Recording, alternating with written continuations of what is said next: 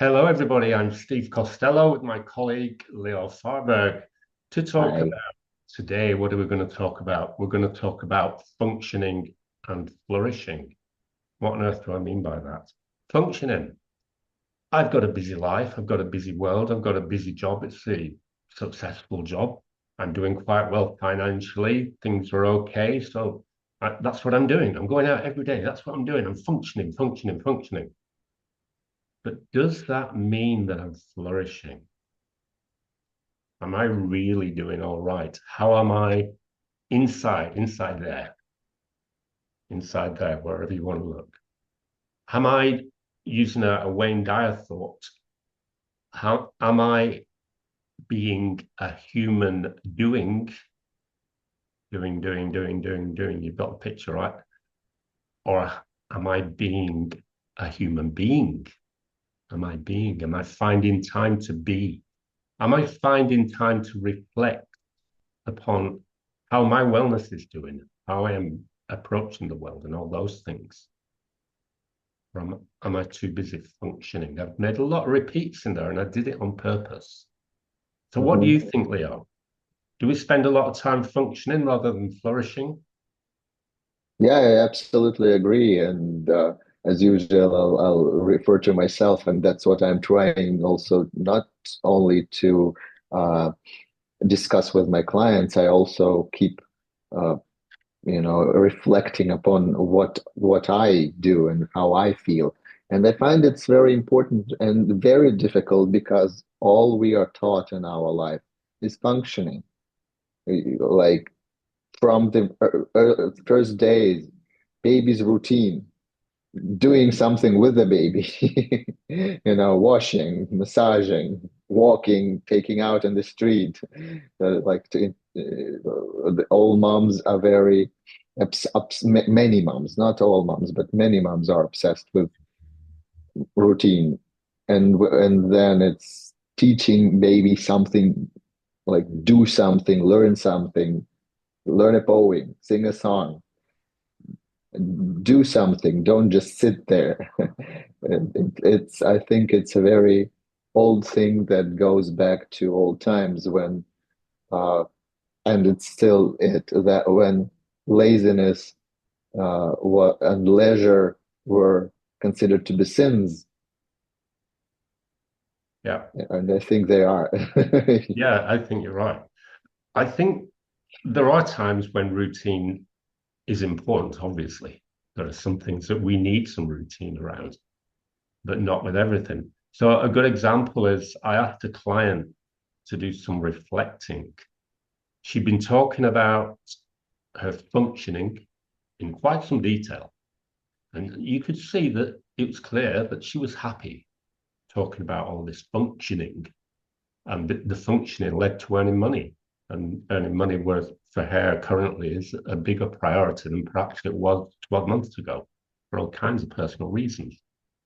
So I said to her, think about right now, think about all this functioning that you've been involved with.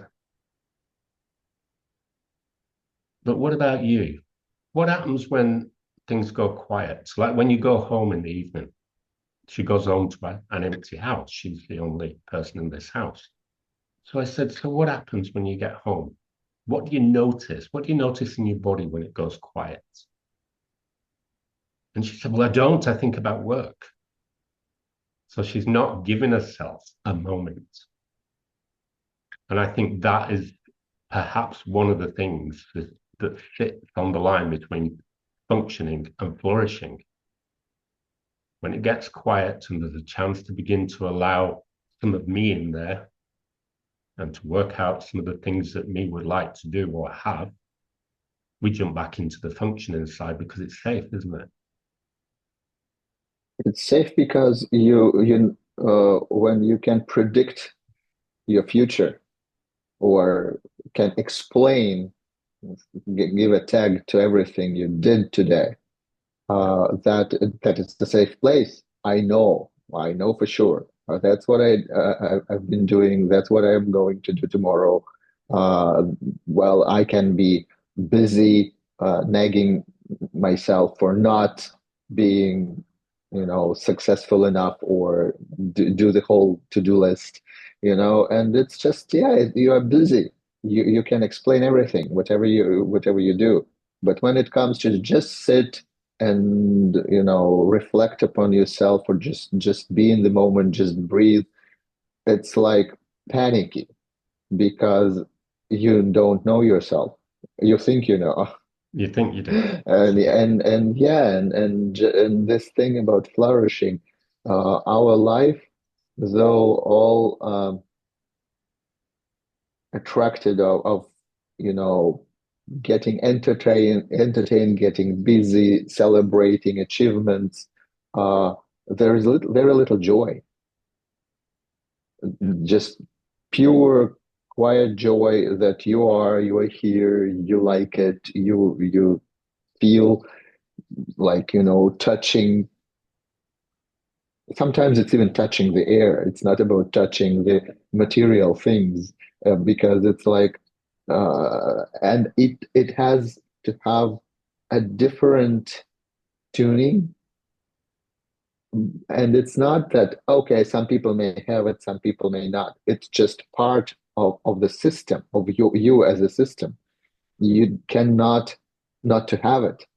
But if you don't use it, if you don't know about it, or don't appreciate how important it is for your general well-being, for your happiness, for your joy, for your physical health, uh, and you don't know how to use it, it's again, it's you cannot predict. It's something that scares you because it's strange. Doing nothing, no hassle, no running, no achieving. That's strange, but it is a necessary part of your well-being.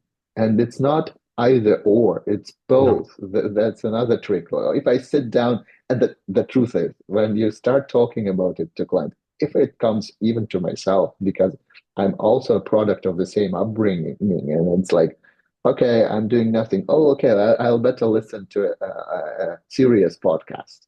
Okay, it's like, but I'm working. But it's like, the truth is, when you start talking to people about it, and they say, if they confess, if I sit down and do nothing, I will not be able to make myself get back on this, hamster wheel, Yeah, absolutely. You're right. and I lose everything. My partner often says to me, "What do you want to do in the evening after work, for example? What do you want to do?" Nothing. What do you mean, nothing? Do you want to go lie down? No. Maybe sit in the garden because we're lucky we have great weather here. Maybe go for a walk, but I don't want to do anything. And she often finds that quite difficult because she has a hamster wheel job. She's a midwife. She meets a lot of Yeah, women, lots of challenges, so she really does have a hamster wheel job. And she finds it quite difficult to suddenly stop. She's got to be doing something, has to be doing. And one of the things I've also found, and we don't really have time to cover this in proper detail right now, is mhm. that quite often with my clients, and the client I mentioned a few moments ago in particular, she has some exercises that she can use that will help with certain parts of her challenges. They're not complicated exercises, they're quite simple. And she told me, yeah, I do those things. They're great. I love them. This one's dead easy to do, blah, blah, blah, blah. But she still feels stuck. Still feels a bit numb. She feels like she's doing all the right things. Like I said, she gets quite excited and fairly animated when she talks about them, but she's not getting better in her words, not mine. So some of that might well be related to this routine thing. It's not working for her. So what I suggested was, okay, let's think about a mirror for a minute. I don't mean a crazy mirror like in a hall of mirrors at a fairgrounds, where the mirrors are all distorted. I said, Yeah. find a flat mirror. Flat mirror, just go look at it. Or even do it on a video on your laptop. Put a video on and talk to the video. And just look at the mirror and talk about how you feel right now. Talk about the things that you've been doing, not about your work, not about your hamster wheel stuff, but how you feel about you, things that you want to do. What are your aspirations? Anything. It doesn't really matter what you're talking about, but have a conversation with you and see how you get on. And she said, oh, that's interesting. And then I added to that, well, think about a mirror. It doesn't distort if it's a flat mirror. It gives you back exactly what you're putting in. So if you stood that silently looking at the mirror, it's just going to see whatever you're presenting. So when you talk, it can't talk back. It can only hear what you're saying. And that's quite an interesting exercise. It doesn't fix everything, but it's a good place to start, because I think one of the things that happens between people who are functioning and not really flourishing is that they're not finding the space in their world to reflect on the things that are happening with them, on how they feel, on their wellness and the well-being and all of those things. So unless you've got another comment, Leo, let's hold it at that point and come back to it next. Yes, because it's a big thing, and I think we will be talking about it once in a while because it's very important to turn back to yourself, not into the outer world, but have this place, have this space during the day, every day, where you can reflect upon yourself and can get acquainted. And another comment, sorry. Flourishing, it's a nice word, but to understand what's flourishing to you, you don't have to uh, you know, go get somebody's advice. The biggest advice we can give you is it is important, mind it. But the only person who knows what's flourishing to you, and it's not villas and expensive cars and another fancy job. It's something that you really need and really enjoy. It's asking yourself. You are the only person to consult about it. Yeah. We only can facilitate this dialogue. Great place to finish. Thank you for that, Leo. Okay, everybody, if you've got a comment or a question, don't hesitate. Leave your comment, leave your question. If you don't leave a comment or a question, you won't get your answer that you may be looking for, or at least a pointer in a direction that's going to help. Take care. We'll speak to you again really soon. Yeah, see you soon. Bye. Bye.